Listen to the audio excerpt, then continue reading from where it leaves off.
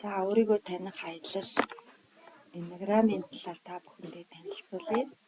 За эннеграмын зорилго бол тухайн хүн өөрийнхөө төрлөх зан чанарыг мэдж за тэгээд бусдын ч гэсэн ялгаатай байдлыг мэдхэд бол эннеграмыг ашигладаг. За эннеграм гэж юу вэ? Өөрийнхөө эннеграм төрлийг мэдэх үү?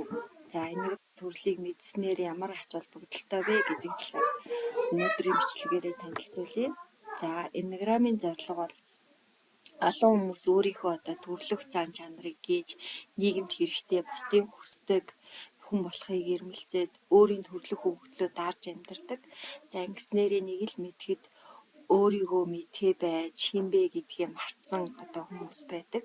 За тэгээ хожим нь нас нэмэгдээ тухайн суух үедээ төрлөх өгөгдөл жинхэнэ өөрийгөө хайх боловч олон жил үгүйсгсэн дарсан зан чанараа хайж олох нь өсөн дундаас зөв олох мэт юм хэцүү зүйл болдог. За тэгээд эннеграмаар өөрийгөө оншилсан хүн бол багаас бий болсон төрлөх өгөгдлүүдэд таньж өөрийгөө хүлээн зөвшөөрөх, цаашлаад давуу талаа хөгжүүлэн сул талаа засч өөрчлөхөд маш их тусламж болдог.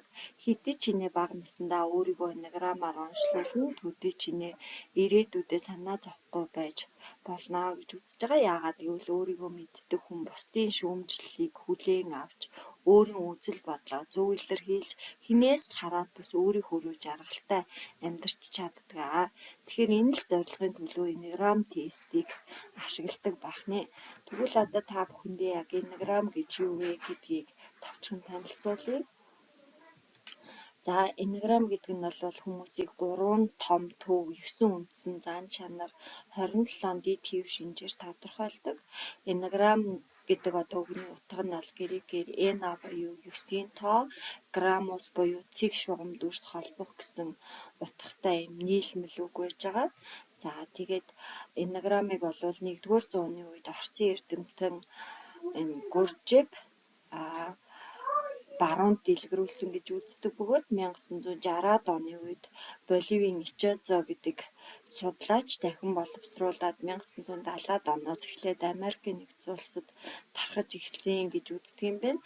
Тэдний үзэж байгаагаар бол эннеграм нь манай эртний өмнөх 2500 он буюу түүнээс өмнө Египтэд үүссэн гэж үздэг.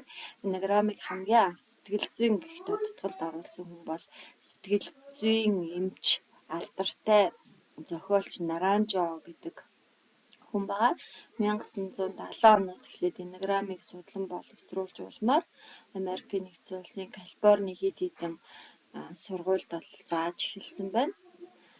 За тэгээд бүгдээрээ эннеграмынхаа энэ тэмдэгтээ танилцсан. Ер нь энд болохоор ингээд гадна талаар нь дугуй дүрс байгаа. Дугуй дүрс нь юу бэлтгэдэг вэ гэхээр тасралтгүй үргэлжилсээр дугуй дүрс бий болох бөгөөд энэ ив нэгдэл хязгааргүй төгсөшгүй гэсэн утгыг илэрхийлдэг.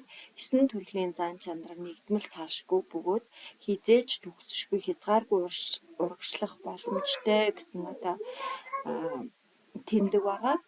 Дараагийнх нь болохоор голд ногоо гурвалжин ногоон тэмдэг байна. За энэ болохоор 9 3 6 8 рууд нийлээд эннеграмын гурвалжин бүтээдэг. Эдгээр нь тогтвортой, тэнцвэртэй байдлыг бэлэгддэг бөгөөд тарих, зүрх, бие гэсэн 3 хүч тэнцвэртэй байх үед хүн хамгийн төгс хэлбэрт байна гэж үздэг байгаа. За дараагийнх нь болохоор 6 талт хексад дүрс буюу энэ 1 4 2 8 5 7 нийлж бүтнэ. За 6 талт дүрс нь хүн төрлөختний тасралтгүй өсөх, хөгжих байдлыг илэрхийлэх бөгөөд биетэй харилцан үйлчлээд уусан өөрчлөгдөж эерэг үр дүнг дагуулдаг гэдгийг илэрхийлдэг байгаа. Ингээд бүөрөнхий гурвалжин хексад дүрс нийлээд эннеграмын энэ бэлэг тэмдэг болсон энэхүү дүрсийг бүтээдэг.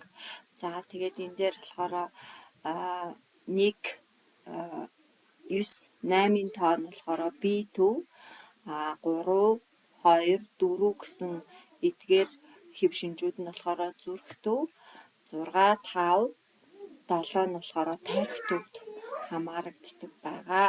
Ингээд өөрийнхөө яг аль төвд за эннеграмын аль код вэ гэдгийг мэдхийг хүсвэл холбогдож болно. За тэгээд өөрийнхөө эннеграмыг мэдэж авъя. За тэгээд өөрийгөө одоо хинбэ гэдгийг мэдээд өөрөөр хэлбэл биеэ засаад гэрээ засаад төрөө зас гэдэг шүү дээ, тийм ээ. Тэгэхээр өөрийнхөө эннеграм төрлийг мэдье, өөрийн зан чанараа тодорхойлё гэж бодож байгаа бол надтай холбогдож болно. За ингээд эннеграмын талаар сонирхсон энэ хүү бичлэгийг маань дуустал үзсэн та бүхэнд баярлалаа.